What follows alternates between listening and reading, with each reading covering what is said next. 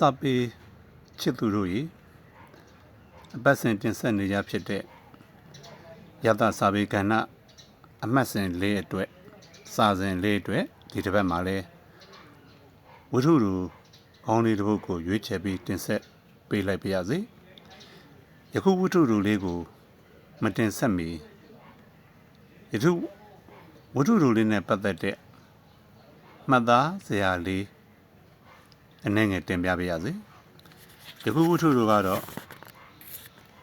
1989ခုနှစ်ဖေဖော်ဝါရီလထုတ်တာရမဂ္ဂဇင်းမှာဖော်ပြပါရှိခဲ့တဲ့ဆရာမနုနုရင်အဲဝရဲ့နမ်းမာလာမောင်ရဲ့မွေးတဲ့ရှင်ဆိုတဲ့ရသဝတ္ထုတို့ခေါင်းတစ်ပုဒ်ဖြစ်ပါတယ်ဆရာမက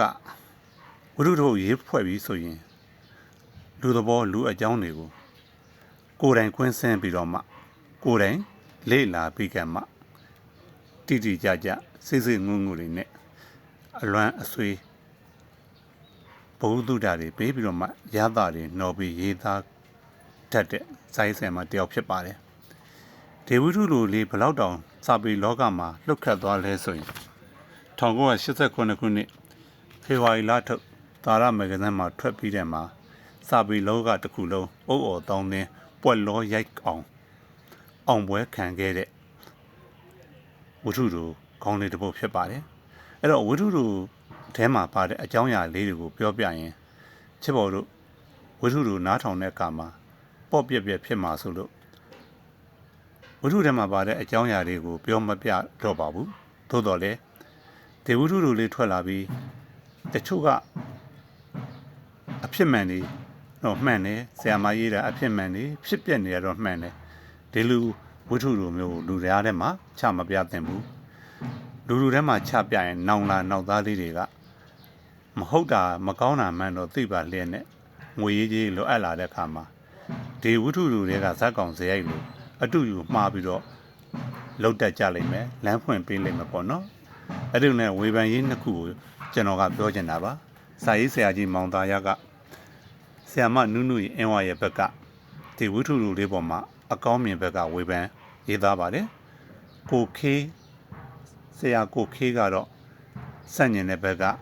မရေးသင့်ဘူးဆိုတဲ့ဘက်ကနေဝေဖန်ရေးသားခဲ့ပါတယ်အဲ့ဒါမှာကျွန်တော်ကဘာကိုကြိုက်လဲဆိုတော့စာရေးဆရာကြီးမောင်သားရရဲ့ခေါင်းစဉ်လေးရဲ့ပေါ့နော်ဟိုဘက်ကကိုခေးရဲ့ခေါင်းစဉ်လေးတွေကိုသွားကြိုက်တာပါစာရေးဆရာမောင်သားရကဆရာမနုနုရဲ့အင်းဝဘက်ကဒီလိုဝတ္ထုမျိုးရေးသင့်တယ်ဆိုတဲ့အထဲမှာအကြောင်းအရာတွေကိုပေါ့နော်ပြောမပြတော့ဘူးဒါပေမဲ့ခေါင်းစဉ်လေးကိုပြောပြမှာပါဆရာမနုနုအင်းဝဘက်ကကာကွယ်ရေးတဲ့ခေါင်းစဉ်လေးကမီးလောင်လို့တန်ချောင်းခောက်တာလန့်เสียလားတဲ့ကျွန်တော်သိကြိုက်ခဲ့ရတဲ့ခေါင်းစဉ်လေးပေါ့ဟိုကျွန်တော်ငယ်ရွယ်စဉ်အသက်18ရွယ်ကဖတ်ခဲ့ရတဲ့ဝတ္ထုလိုလေးပေါ့နော်အဲ့ဒါကိုစာရေးဆရာမောင်သားရကဆရာမနုနုအင်းဝဘက်ကကာကွယ်ပြီးတော့မှရေးခဲ့တဲ့ခေါင်းစဉ်လေးပဲပြောပြပေးရစေမီးလောင်လို့တန်ချောင်းခောက်တာလန့်เสียလားဒီလိုတွေတော့လူလောကလူသဘောမှာဖြစ်ပြနေပြီအဲ့ဒါကိုတော့မီးလောင်နေပေါ့တန်ချောင်းခောက်တဲ့နေပေါ့အဲ့ဒါလန့်เสียမဟုတ်ဘူးပေါ့နော်ကြံတဲ့လူတွေကကြံတဲ့သိရှိတဲ့သူအားလုံးကဝိုင်းဝန်းပြီးတော့မှညှိမ့်သက်ရမယ်ဒါတွေကိုဝိုင်းဝန်းပြီးတော့မှဒီအဖြစ်ပြက်တွေကိုပြုပြင်ပေးရမယ်ပေါ့သို့တော်လဲကိုခေးကပြန်ပြီးတော့မှစာရေးဆရာကိုခေးကပြန်ပြီးတော့မှဝေဖန်တဲ့ဘက်ကနေပြန်ရေးသားတဲ့အခါမှာပေးတဲ့ခေါင်းစဉ်လေးကကြိုက်ပါတယ်ဘယ်လိုပေးလိုက်လဲဆိုတော့ဓာတ်စီလောင်မီးရှို့ပြီးမှတန်ချောင်းခောက်တာလားဆိုတဲ့ခေါင်းစဉ်လေးပေါ့နော်အဲ့ဒီခေါင်းစဉ်လေးနှစ်ခုနဲ့တင်ခေါင်းစဉ်ကြိုက်လို့ကိုစောင်းမားတွေအစ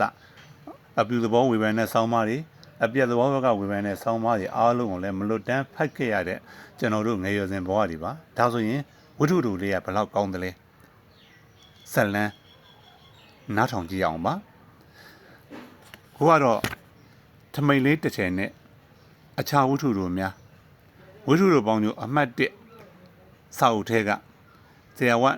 ဆရာမနုနုရဲ့အင်းဝရဲ့နမ်းမာလာမောင်ရဲ့မွေးတဲ့ရှင်ဆိုတဲ့ဝတ္ထုတို့လေးကိုဤကားစပြီးတော့နားဆင်ခံစားကြည့်ကြပါခ ခိုင်စပယ်ဆောင်ရှိတောက်ကြနေ့ညနေ9 နာရီသွားတော့လေမောင်မိတာအဆောင်မော်တက်တော့မယ်ခဏလေးပါမိတာရေ9 နာရီတောင်မခွဲသေးပါဘူးဟုတ်ဘူးလေကွာမောင်ကလည်းဒီမှာမိတာရေလည်းမချိုးရသေးဘူးအဝတ်စားလည်းမထည့်ရသေးဘူးတော်ကြနေလာတော့မှာဟင်ကွာ10 မိနစ်နောက်ထပ်10 မိနစ်မိတာနေရဦးမယ်6 နာရီထိုးမှလာမှာကိုများခုမှအစောကြီးရှိသေးတယ်ခက်လိုက်တာမောင်ရဲ့မိတာဘာများတက်နိုင်ဦးမှလဲမိတာလက်ကိုအတင်းဆုပ်ထားတဲ့မောက်မျက်နှာကိုကြည့်မိတာကြည့်ရင်သက်ပြင်းပဲချရတော့လေတနေ့ကုန်ကလတ်လေးပြီးရှောက်လေရတာတောင်မဝသေးဘူးမောင်ရဲ့လို့မိတာမမေးရတော့ပါဘူးမိတာလဲမောင်လိုပဲခံစားနေရလို့ပေါ့ခဏလေးဖြစ်မောင်နဲ့နေရင်သေးလို့ပေါ့တောက်ကြနေ့ကိုမောင်မုန်းတယ်ကွာဘယ်တော့များမှမောင်တို့2 ယောက်စနေတနင်္ဂနွေတွေကိုရှောက်လေရမှာပါလေသူများတွေအိုးမောင်ကလည်းကွာမကြတော့ပါဘူးတနေ့ပဲလူတော့တာဥစ္စာမိတာတို့ကြံတဲ့ရက်တွေလဲတွေ့နေရသားနဲ့မကောင်းဘူးလေမောင်ရဲ့သူတို့ကမိတာကိုအလုံးတောင်းယူထားတော့မိတာမျက်နှာချက်ချင်းညှိုးကြပြီးမျက်ရည်ဝမ်းပြန်တော့လဲမောက်ခမတနာစရာအေးပါကွာဟုတ်ပါတယ်မိတာကိုမောင်မခွဲနိုင်လို့ပါစနေတနင်္ဂနွေ2 ရက်လုံးကတယောက်တည်းသိရောင်တာမိတာရဘယ်သွားပြီးဘယ်လာရမှန်းမသိဘူးရုတ်တရက်မိတာစွန့်အားလို့ဖြစ်ပြီးပြန်မပြောနိုင်ပဲအပြစ်ကင်းစင်တဲ့မောင်ရဲ့မျက်လုံးတွေကိုမိတာဝမ်းပန်းတနေကြည့်မိသည်မောင်မိတာရဲ့မောင်ကဲသွားတော့မျက်ရည်လေးကလေးနဲ့တော်ကြခုနေဦးလေးကြီးလာခေါ်တာနဲ့တိုးနေမှသူ့တူမကိုနှိမ့်ဆက်ရသလားဆိုပြီးကိုရိုက်ခံထိနေဦးမယ်တော်ပါတော့မောင်ရဲ့တော်ပါတော့ကြောက်လူဆဲမျက်ရည်ကိုမိတာသိမ့်ပြီးမျက်နှာကိုပြင်လို့မိတာကိုနောက်ပြောင်စိတ်သက်သာစေစိတ်နဲ့မောင်းတဲ့တွေကိုဖြစ်ညစ်နှုတ်ဆက်လိုက်ပါလေတနေ့လာနေ့စောင့်နေတော့မောင်ကိုမိတာအချစ်ဆုံးလက်ခနဲ့မိတာအဆောင်ပေါ်ကိုပြေးထက်ခဲ့တယ်မောင်မိတာကိုနောက်ကနေငေးကြည့်နေလိမ့်မယ်အခန်းတကားကိုအမြန်ဖွင့်ဝင်ရင်သပွင့်တင်နာရီလေးကိုလှမ်းကြည့်မိတယ်9 နာရီခွဲပြီးပြီအိယာဘောကိုပြစ်လဲပြီးမောင်ကိုတလို့နေချိန်မရတော့ပါဘူးမောင်ရဲ့ကြာကျင်နေတဲ့မျက်ရည်တွေကိုရေနဲ့အတူရောချိုးပစ်လိုက်တယ်ခေါင်းလျှော်ပစ်လိုက်တယ်မောင်ကြိုက်တယ်ဆိုတဲ့တရုတ်33ခေါင်းလျှော်ရည်များနဲ့လေမျက်နာကိုမွေးသင်းနေအောင်လယ်ပင်နဲ့နေရွက်လေးတွေမွေးသင်းနေအောင်မိတ်ကပ်ပါးကိုအနှံ့အပြားပုတ်လိမ့်လိုက်ဂရင်အောက်ကတစ်တာကိုဆွဲထုတ်လိုက်ရက်တောင်တစ်ဖြက်ခတ်လိုက်နာရီကြည့်လိုက်နဲ့လုံနေတဲ့မိတာကိုခီးသွားနေတဲ့ကြိုင်လေးသာရှိရင်တော့တစ်ဖက်ကရင်ပေါ်ကနေဒုက္ခလို့ညှဉ်းညူပေးလိုက်မယ်ကြိုင်လေးလဲနှစ်ပြန်လောက်တော့ပြန်ရောက်လိမ့်မယ်ထင်တယ်ဒီတခါ3 ရက်ထဲလို့ပြောသွားတာပဲခီးဆောင်အိတ်အသေးလေးတို့ကိုအင်းကြီးနှစုံထက်မိတ်ကပ်ပေါင်တာနှခမ်းနေဘူးထက်သွားလိုက်စေတပုတ်တန်ထက်လိုအပ်တဲ့အခြားပစ္စည်းတွေရောအားလုံးထည့်ပြီးအိတ်စစ်ကိုဆွတ်ပိတ်လိုက်တဲ့အချိန်မှာပဲအဆောင်အောက်ကနားရင်နေတဲ့ကားဟွန်းတန်ကိုမိတာကြားရတယ်တစ်ဆက်ထဲမှာပဲတက်တာကြီးဦးလေးလာပြီခဏလေးဦးလေးလာပြီတဲ့တကုံလုံးမွှေးကြိမ်တင်းပြတ်နေတဲ့မိတာမှန်တဲ့ကိုနောက်ဆုံးအနေနဲ့ကြည့်လိုက်တယ်မိတ်ကပ်ပါ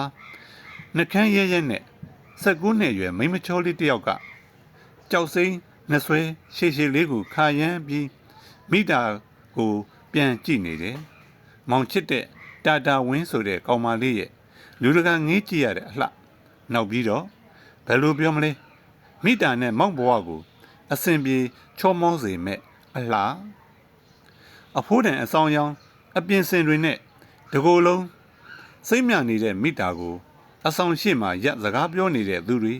အကုန်လုံးကဝိုင်းကြည့်နေကြတယ်အားကြတဲ့အကြည့်တွေမနာလိုတဲ့အကြည့်တွေ အကြည့်ခံရတဲ့မိတာကြည်နူးလိုက်ပါမယ်လေကားတကားကိုမိတာဆွဲဖွင့်ပြီးဝင်ထိုင်လိုက်တာနဲ့ကားလက်ကင်ရဲ့နောက်မှာခတ်တီတီကြီးထိုင်နေတဲ့မိတာတို့အဆောင်ပိုင်ရှင်ကစားပြီးမိတာတငယ်ချင်းတွေကိုအထိအားလုံးရှိမ့်ကြတဲ့ထိပ်ပြောင်းပြောင်းဘိုက်ရွှဲရွှဲအသားမဲမဲမိတာရဲ့ဦးလေးကကားကိုချက်ချင်းထွက်တယ်မိတာကကုတ်ကုတ်ခလေးဦးလေးကိုကြောက်ရွံ့ယိုသေးတဲ့ပုံစံကားကမငြိမညာမြင်းဒီလန်ကလေးထဲမှာတလိမ့်လိမ့်တလူလူလှုပ်ခါနေသလိုမိတာရင်ထဲမှာလေထုံးစံအတိုင်းထိတ်ခနဲလှုပ်ခါရပြန်ပြီမြင်းဒီလန်အထွတ်ကားလမ်းမကြီးအရောက်ကားခွေဖို့စောင့်နေရတဲ့နေရာမှာဟိုမှာပြောမရတဲ့မိတာရဲ့မောင်သစ်ပင်အကွယ်မှာမိတာရင်တွေကိုတဆစ်ဆင့်နာလာစေတဲ့မောက်မူပိုင်အကြည့်နဲ့ပြီးတော့မိတာသာအတိတ်ပဲဖော်ရနိုင်တဲ့အတန်တိတ်နီးနဲ့မိတာကိုလွမ်းနေဦးလေးကြီးကိုမုန်းနေတဲ့လေမောင်ရဲ့မောင်လို့တော့မမုန်းပေမဲ့မိတာမချစ်ပါဘူးဒါပေမဲ့မောင်ရဲ့မချစ်တော့လဲမိတာအောင့်ကနမ်းမယ်ဟူကနေကားကွေးပြီးလမ်းမကြီးပေါ်မှာမြားကလေးတစ်စင်းလိုပြည်နေတော့မှာပဲမိတာရဲ့ဦးလေးဆိုသူကိုအလားဆုံးအပြုံးနဲ့မိတာနှုတ်ဆက်လိုက်တယ်နေကောင်းရဲ့လားကို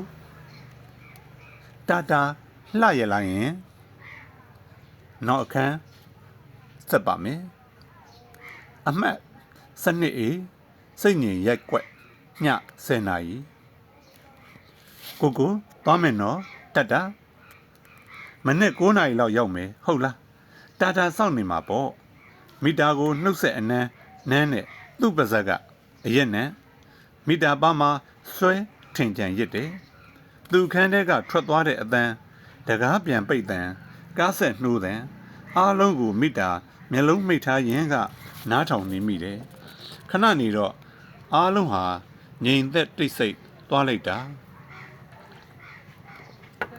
ပိုင်ဝင်းကျင်အတန်ပလန်ကြော်စွန်းပါဗျာဘာဆိုဘာမှမကြားရတော့အောင်ခြောက်ချလာအောင်ငြိမ်လိုက်တဲ့ညအော်ဒါဆိုစိတ်ငြိမ်ရက်ွက်ကိုဒီလိုစိတ်ငြိမ်စွာနေရဖို့အတွက်ဘယ်တော့တန်ဖိုးကြီးပေးထားရတာမှတ်တယ်လေမိတာဘလောက်များနားလဲလို့လေအဆောင်မှာတော့ဒီချိန်လောက်ဆိုစူးလို့ညံလို့ကောင်းတော့တခန်းနဲ့တခန်းကူပြီးစကားစမြည်ပြောလို့ကောင်းတော့လက်ဖက်သုတ်စားလို့ကောင်းတော့အဆောင်ရှိမြင်းဒီလန်းကလေးပေါ်မှာလဲဂီတာအဖွဲ့တွေနဲ့စီကားစူညံတော့အခုဒီမှာတော့မိတာတယောက်တည်းရဲ့အခန်းတစ်ခန်းလုံးမှာမျက်နှာကျက်ပေါ်ကတဝီဝီလဲနေတဲ့ပန်းကအတန်ကလွှဲရင်ငြိမ်လို့တိတ်လို့အားလုံးဟာမလုံမရှက်အခန်းတော်ကရေခဲတက်တာကလေးလဲမလုံမရှက်အနားကစားစရာတောက်စရာတွေတင်ထားတဲ့စပွဲကလက်တိုင်းတစုံကလည်းမလုံမရှက်နေရန်ပေါ်ကနှစ်ဟောင်းပြက်ကလေးတဲကဂျပန်မှလှလှလေးကလည်းမလုံမရှက်အိုးဂရင်ပေါ်မှာသက်ရှိဖြစ်တဲ့မိတာကိုတောင်မှတကယ့်ကိုမလုံမရှက်စပွဲပေါ်ကတရုတ်စာအထုပ်တွေကိုလည်းမိတာဖြေထောင်ကြည့်ကျင်စိတ်မရှိပါဘူးရေအေးအေးလေးတစ်ခွက်လောက်တောက်ရင်တော့ကောင်းမယ်ရေတောက်ပြီးရင်မိတာဘာလို့ရမလဲအိတ်ချင်စိတ်ကလည်းမရှိသေးမိတာနဲ့ခင်မင်နေပြီဖြစ်တဲ့တိုက်နေထူထူကြီးရဲ့ဟိုဘက်ချမ်းကိုတိုက်ကြီးဘော်ကလူတွေနဲ့စကားသွားပြောနေရကောင်းမလားတော့ပါပြီလေမသွားတော့ပါဘူးဒီညတော့ကို့ဘာသာပဲနေတာကောင်းပါလေဒါပဲပြောသူတို့ကကို့ကိုဝတရားရတာဆက်ဆံတာလူမှုရေးကြောင့်သာဆက်ဆံတာတကယ်တော့မိတာကိုသူတို့ဘာဆက်ဆံစရာရှိလို့လဲမိတာသူတို့နဲ့တယောက်နဲ့တယောက်သိစရာဘာမှမလို့သူတို့ကသူတို့အခြေအနေနဲ့သူတို့မိတာတို့လိုချင်တဲ့အခန်းကိုငှားတယ်တနေ့ကို150ယူတယ်တိုက်ခန်းကသီးသန့်ရေချိုးခန်းအိမ်သာတွဲလျက်အခန်းထဲမှာအိပ်ရာခန်းသားပစ္စည်းအပြည့်အစုံနဲ့ရေခဲတစ်တာတောင်ပါလိုက်သေးမိဖို့တခုပဲမပါတာမိဖို့ကတော့လိုလဲမလိုပါဘူးလေမိတာတို့ချက်ပြုတ်မစားပါဘူးစားစဲအပြင်ကဝယ်လာလိုက်တာပဲဒီခန်းကိုမိတာတို့အနေနဲ့လက်ကလည်းယူပြောတယ်စိတ်ငြိမ်ရက်ွက်ထဲကအစွန်ဆုံးနဲ့ အကျယ်ဆုံးခြံတွေကသီးသန့်နေရမိတာအတွက်ကလည်းကောင်းတယ်နောက်ကျောင်းရံမအေးတဲ့မိတာရဲ့ကိုအတွက်လည်းကောင်းတယ်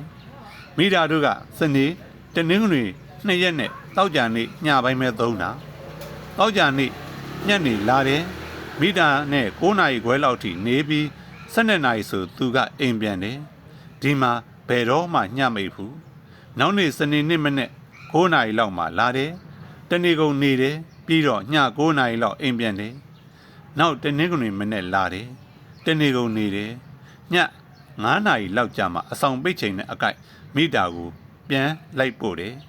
အဆောင်ကတော့တာဝင်းတယောက်ဦးလေးအိမ်ကပြန်လာပြီပေါ့ပတ်ဆက်ချမ်းသာပြီးတူမကိုဂယူးတစိုက်ရှိလာတဲ့ဦးလေးကိုသူကိုယ်တိုင်သေချာလာကြိုသေချာပြန်ပို့တာမျက်မှန်တဝင့်ဝင့်ခတ်ဝဝသပင်ပြူတပင်နှစ်ပင်စနဲ့အရွယ်ချင်းကလည်းဒါလောက်ကွာနေတာဘယ်သူကများဦးလေးဟုတ်ရဲ့လားလို့ရောင်လို့တောင်တန်တရားဖြစ်မှာလေတချို့ကအားကြရတဲ့ရီစာချောချောလေးတယောက်နဲ့တက်နဲ့ကျောင်းသူချောချောလေးတာဝင်းပေါ့အများနည်းတူဝင့်နိုင်စားနိုင်သုံးနိုင်ဖြုံးနိုင်တဲ့တာဝင်းပေါ့အော်မိတာရဲ့မောင်တောင်းမှသေသက်ပြည်ရတဲ့မိတာကိုတစက်ကလေးရိပ်မိလို့လားအပတ်စဉ်တောက်ကြစနေအပြင်ထွက်အိတ်တဲ့ရီစားကိုမောင်မတင်ကားလို့စောင့်ကြည့်မိတောက်ကြနေညက်နေမောင်ပြန်ပို့ပြီးတနေရာကကြည့်ပေါ့မိတာရဲ့ဦးလေးလာခေါ်တယ်လေအပတ်စဉ်ဒီလူပဲတနင်္ဂနွေညနေပြန်ပို့တယ်လေဒီလူပဲဘာအထင်မှားစရာရှိလို့လဲဒါပေမဲ့ကိုယ်မောင်ကတော့မိတာကိုမတင်ကားစိတ်နဲ့စောင့်ကြည့်ရှာတာမဟုတ်ပါဘူးကွယ်နော်ပဂတိရိုးသားစိတ်နဲ့မိတာကိုမြင်းနီလန်းကလေးအထွတ်သစ်ပင်ခွေကနေလူလုံးပြရတာမောလို့ခဏလေးပါမောင်ရေခဏလေးပါမိတာတို့အတွက်တော့မဝေးတော့ပါဘူးပျော်စရာကောင်းတဲ့အချိန်တွေရောက်လာတော့မှာပါမိတာမိုက်နေတာမဟုတ်ပါဘူးမောင်ရဲ့လော်လဲဖောက်ပြတာလဲမဟုတ်ပါဘူးလောလောဆယ်မိတာចောင်းစိတ်အတွက်မောင်နဲ့မိတာရဲ့အနာဂတ်အတွက်မိတာအလုံးလုံးနေတာစိတ်တန်တန်ရှင်းရှင်းနဲ့မိတာအလုံးလုံးနေတာမိတာကတော့ရှင်းတယ်မောင်ကြီးမိတာမောင်ကိုသိချစ်တယ်မောင်ကိုပိုင်ဆိုင်ခြင်းနဲ့ตาရတဲ့အိမ်တော်လေးတစ်ခုကိုတီဆောက်ခြင်းနဲ့ထူထောင်ခြင်းနဲ့မိတာမောင်နဲ့လက်ထပ်မယ်ဘာဖြစ်တယ်လဲအသေးနဲ့အောင်ချစ်ရသူမှုမတန်ရှင်းတဲ့ခန္ဓာကိုယ်ကိုမအပ်ရပါဘူးဆိုတဲ့ဟိုးရှိတုံးကခတ်တုံးအတွေးခေါ်တွေဒီခေတ်မှာသွားစမ်းမှာမိတာကတော့သိမ့်မုန်းတာခုဆိုမိတာပတ်စံတော်တော်စုမိနေပြီမိတာကိုသူကတလ1000ပေးတယ်တပတ်တစ်ခါပဲတွေ့တယ်ဒါတောင်သူကညှိုက်တာမဟုတ်ဘူးလေသူ့မှာကလည်းသူ့အကြောင်းနဲ့သူအိမ်ကမိမကြီးနဲ့သားသမီးတွေမသိအောင်ပြရီနေတတ်ရသေးတာတိတ်အလုံးများတဲ့စေပွားရေးသမားတယောက်အနေနဲ့ည9နာရီ10နာရီဆိုတာနောက်ကျနေကြလေဘာဖြစ်တယ်လဲအခြားချိန်တွေဘာလှုပ်နေ9နာရီ10နာရီအိမ်ပြန်ရောက်ပြီးတာပဲမဟုတ်လားသူကလည်းသူ့တွက်ကိန်းနဲ့သူအဟုတ်မိတာကလည်းမိတာတွက်ကိန်းနဲ့ပေါ့သူစီကရတဲ့တလ1000ကိုမိတာချွေတာသုံးတယ်မကုံဖြစ်တဲ့ចောင်းစိတ်ကလွဲရင်အစားအသောက်တဲ့မိတာချွေတာတယ်သူများတွေကတော့ဘယ်သိမလဲဝဲလိုက်စားလိုက်ဒါလို့ရှိမှာပေါ့တကယ်တော့မိတာဝတ်တဲ့အဖိုးတန်ဝတ်စားတွေကသူကြီးစီကအပိုပေါစုဖြစ်ဝယ်ပေးတာတွေသူသမီးတွေအတွက်ဝယ်ရင်မိတာအတွက်ပါဝယ်လာတာမျိုးတွေပေါ့သူနဲ့ဆက်သွယ်မိတဲ့တစ်နှစ်အတွင်းမှာမိတာ4000လောက်စုမိနေပြီနောက်တစ်နှစ်မိတာကြောင်းပြီးတဲ့ထိဆိုရင်8000လောက်တော့ရလိမ့်မယ်နဲ့တူရဲ့တော်ပြီလေကြောင်းပြီးတာနဲ့မိတာမောင်နဲ့လက်ထပ်မယ်အိတ်ခမ်းလေးတခန်းငှားမယ်2ယောက်အလုံးလုံးမယ်မိတာအိမ်ကိုထောက်ပံ့ခြင်းနဲ့ဆိုရင်တော့မိတာနဲ့မောင်ချွေတာရဥမှာပေါ့အဖေတို့အမေတို့ကတော့မိတာကိုပြောမှာမဟုတ်ပါဘူးသူတို့မထောက်ပံ့နိုင်တာကိုယ်စီကိုရှားပြီးကြောင်းတက်တဲ့သမီးရဲ့လို့ကြံဖန်ပြီးကျေးဇူးတင်နေရှာတာမိတာတို့အိမ်ကဆင်းရဲတယ်မောင်နှမလည်းများတယ်မိတာ10တန်းအောင်တော့အဖေရောအမေရောကျောင်းဆက်တက်စေခြင်းတတ်ကြတယ်ဒါပေမဲ့မူလာတန်းကျောင်းအုပ်အဖေလာကနဲ့အမေဇေယောင်းတာလေးတွေနဲ့ကမိသားစုစားတော့ဖို့တောင်အနိုင်ရဲ့မိတာပဲကံကောင်းတာလားကံဆိုးတာလားမသိပါဘူးလေညကုံမှာအသင့်တင်ချောင်းနေတဲ့အဖေအကိုတယောက်က မိတာကိုခေါ်ပြီးကြောင်းထားပေးတယ်အဖေအကိုအင်ကရန်ကုန်ဆိုပေမဲ့မင်္ဂလာတုံဆိုတော့မိတာကြောင်းတက်ရမှာဝေးတယ်ဆိုပြီးအပြင်ဆောင်မှာထားပေးပြီးကြောင်းတက်ခိုင်းတယ်ကန်ဆိုးကျင်တော့မိတာဒုတိယနှစ်ဖြေနေတော့မှာအဖေအကိုမိတာဘာကြီးခမညာရုတ်တရက်ကားတိုက်မှုနဲ့ဆုံးတယ်မိတာဘယ်လိုလုပ်ဆက်နေသင့်တော့မလဲမိတာကိုဘယ်သူကထားပေးတော့မလဲနှစ်နှစ်ပဲလူတော့မှဖြစ်ရတဲ့အဖြစ်ကိုမိတာဝမ်းနေရင်ဆက်နေဖို့လမ်းစာကိုမိတာရှာဖွေမိတယ်တခါတလေတော့တွေးမိတယ်မောင်ရဲ့အဲ့ဒီချိန်မှာကြိုင်လေးနဲ့မတွေ့ပဲမောင်နဲ့တွေ့ခဲ့မိရင်မိတာဘဝတမျိုးတမီဖြစ်ချင်ဖြစ်မှာလို့ဒါပေမဲ့မဖြစ်နိုင်ပါဘူးလေမောင်ဟာလည်းမရှိမရှာမိဘကတက်စေခြင်းလွန်းလို့ထားပေးတဲ့ចောင်းသားတယောက်ပဲဥစ္စာမောင်လည်းမိတာပြဿနာကိုဖြေရှင်းနိုင်မှာမဟုတ်ပါဘူးကြိုင်လေးကခိုင်စပယ်ဆောင်မှာမိတာနဲ့ခရင်ချင်းကပ်လျက်နေတာသူ့ကိုရုံးမှာအလုံးလုံးတယ်လို့ပဲတဆောင်လုံးကသိထားတာမနဲ့ဆိုရိုးရိုးလေးပဲချင်းလေးနဲ့ထွက်သွားတာညနေရုံးစင်းပြန်ချင်းလာတာပေါ့အေးစစ်ဘယ်မှလည်းမသွားတတ်ပါဘူးဒါပေမဲ့သူ့ရုံးကအလုပ်ဆိုပြီးတလတခါ4-5ရက်တပတ်ခီးတော့သူထွက်တယ်တကယ်တော့အဲ့ဒီခီးဟာသူအလုပ်လုပ်ဖို့ထွက်သွားတာတယောက်ဒါမှမဟုတ်တစုနဲ့သူလိုက်သွားတာ1000ကနေ2000 3000ထိရတယ်ကြိုင်လေးအကြောင်းကိုဘယ်သူမှမသိဘူးမိတာကိုတော့သူသိခင်တယ်မိတာအားလုံးကိုလက်လျှော်ပြီးငိုကြီးချက်မနဲ့အင်ကိုအပြီးပြန်ဖို့ပစ္စည်းသိမ်းနေတော့မှပဲကြိုင်လေးကမိတာကိုသနာပြီးဒီအကြောင်းတွေကိုဖွင့်ပြောခဲ့တယ်မိတာကိုအကြံဉာဏ်ပေးခဲ့တယ်မိတာဟာချောတယ်တက္ကသိုလ်ကျောင်းသူအဆင့်အတန်းရှိတိတ်စိတ်နဲ့ဘယ်သူမှလည်းသိစရာမလိုဘူးပြီးတော့တစ်သက်လုံးမှမဟုတ်တာနှစ်ထဲလေနှစ်ထဲမိတာဘာဖြစ်သွားမှမှတ်လို့မိတာလှပဝစ်စားပြီးကြောက်ဆက်နေနိုင်မယ်အဖေတို့အမေတို့မိတာတို့လိုချင်တဲ့ဖွဲ့ရမယ်မိတာခေါင်းတစ်ချက်ညှိလိုက်တာနဲ့အားလုံးဟာအဆင်ပြေသွားတယ်မောင်ရဲ့တတရနှစ်လယ်မှာမောင်နဲ့မိတာတွေ့ကြခဲ့ကြတာလေချစ်မိတာဘာတက်နိုင်မှလဲခွေမိတာမောင်ကိုမချစ်သင့်ဘူးလို့မိတာမတွေးခဲ့မိပါမိတာအလုံးလုံးတာပဲမောင်ရဲ့တခါတလေစိတ်မကောင်းဖြစ်ရတာတော့ရှိတာပေါ့မောင်ရဲ့အထူးသဖြင့်တောက်ကြနေညက်နေမောင်ပြန်ကန်နေအချိန်တွေမှာပေါ့မိတာဘလို့ထိမ့်ပင်မဲ့အဆောင်ပုံရောက်တာနဲ့ငိုရောတော်ပါပြီမောင်ရဲ့မိတာမစင်းစားကျင်တော့ဘူးတယောက်တည်းအထီးကျန်နေရမှမောင်ကိုပိုသတိရတယ်စနေတနင်္ဂနွေ2ရက်လုံးတယောက်တည်းသိရောင်တာမိတာရဆိုတဲ့မောင်ရဲ့အတန်ကရင်ထဲမှာပဲ့တင်ထက်နေသလိုပဲတော်ပါတော့မောင်ရဲ့မိတာအိပ်ပရစေတော့မိတာအိတ်ချင်နေပြီမိတာလေးဟိုလူကြီးဝယ်လာတဲ့ချောကလက်2ခုမိတာမစားပဲမောက်အတွက်တိတ်ကလေးသိမ်းထားမယ်မဝေးတော့ပါဘူးမောင်ရဲ့တနစ်ဆိုခဏလေးရဲ့တနင်္လာနေ့မနေ့အဆောင်ရှိကနေမိဘကိုမောင်ဆက်စောင့်နေနော်သီလာ1989ခုနှစ်ဖေဖော်ဝါရီလထုတ်တာရမဂဇင်းဖြစ်ပါတယ်